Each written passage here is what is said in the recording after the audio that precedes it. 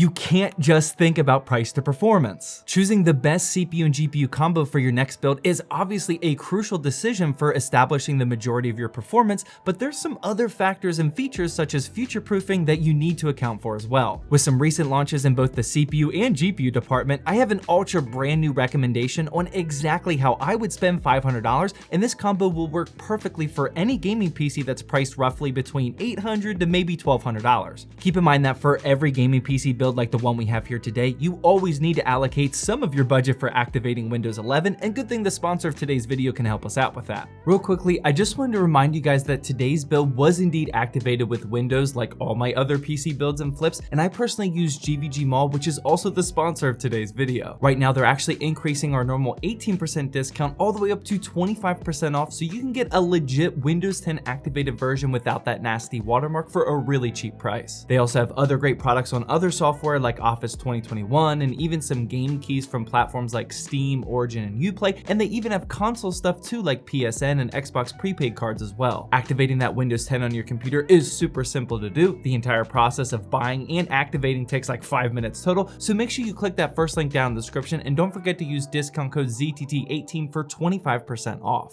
Alright, so before jumping into my personal choices for the CPU and GPU, it's important to remember that the price of just the CPU and GPU aren't absolutely everything. The CPU you decide to go with will obviously have an impact on which motherboard you can go with, and that could seriously change the trajectory of your budget. I've explained this concept before, but budget Ryzen chips are still very relevant these days, even over the faster 10th gen Intel chips, simply because of the price of budget AM4 motherboards. If you compare something like the Ryzen 5 2600 with the Intel i3 10105F, I would personally take the 10105F all day, every day because of how much faster it is for gaming, but you gotta remember that you can usually get an AM4 motherboard, especially used, for way cheaper than an Intel motherboard. Obviously, it depends on what type of deals that you can find, but this concept applies even more for Intel 12th gen CPUs. Because these are the newest of the new, B660 and Z690 motherboards are still pretty expensive right now, so never forget to also factor in the cost of motherboards when determining your CPU and GPU combo. And real quickly, this concept definitely applies to RAM now too, because Intel 12th gen CPUs can take both DDR4 and DDR5 RAM,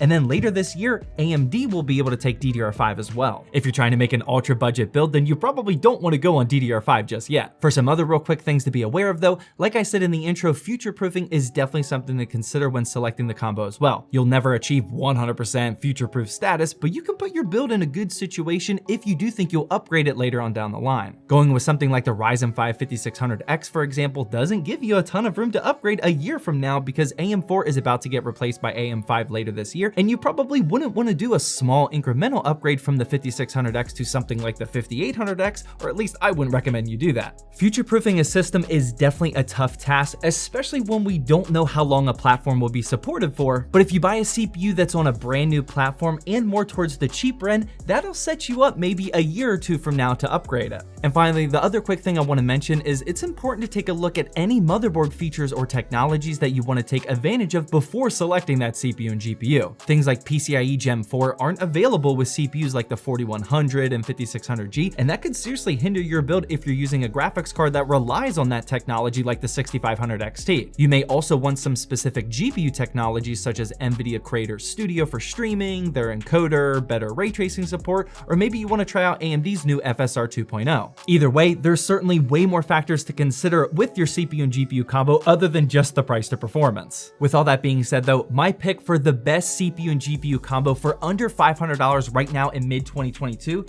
is going to be the Intel i3 12100F and the literally brand new RX 6650 XT. If you're just a tad bit behind the times, you may have missed last week's launch of this AMD refresh, but this new 6650 XT lineup is sitting around $400 right now, and that leaves us with exactly $100 for the CPU, and that's where the 12100F is usually sitting as well. Now, right off the top of your head, this may seem a little imbalanced if you're not truly aware of the 12100F capabilities. For some reason, there's still some people out there that just think all Intel i3s suck, but this 12100 12100F is ridiculously fast, and it can hang with GPUs even a bit more powerful than this one. We're also jumping onto the newest Intel 12th Gen train, which I'm all about, especially at this kind of price point, and I also love that you can upgrade the 12100F later on down the line. For the build that we're eventually going to be benchmarking with in just a minute, we threw in a B660 Steel Legend motherboard, and you could easily upgrade this system to something with more cores like the 12400, 12600K, or you can even throw an Intel i7 in there as well. Now, if you are going to go with this CPU and GPU combo, I would recommend going slightly cheaper on the motherboard and definitely go with the DDR4 option.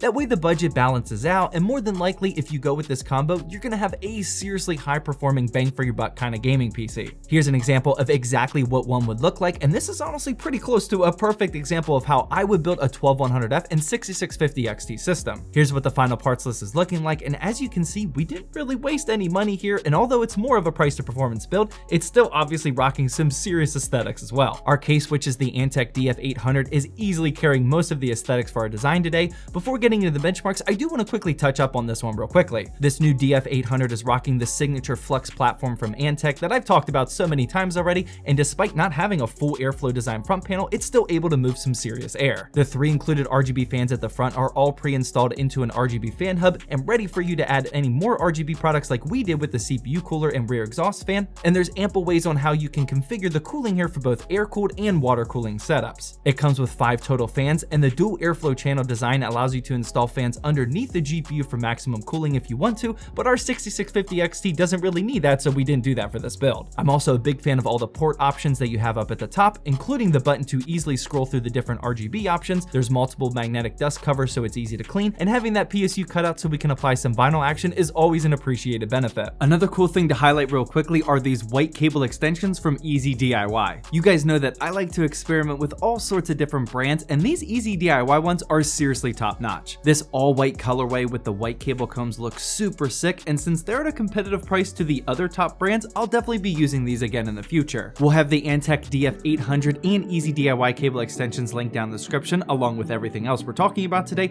but let's queue up these benchmarks and see what this $500 CPU and GPU combo is truly capable of. I deleted all the pictures of you I had on my Instagram. You can't see it in my dreams, I hold you closest like I wish I can. It's late at night, I know you're gone, and I can't sleep cause you moved on. I wish I tried, but you're with someone else tonight. Oh, why do we end up broken hearted? Oh, running right back to where we started. Tried to make it all okay, but the end is still the same. Oh, why do we end up broken hearted?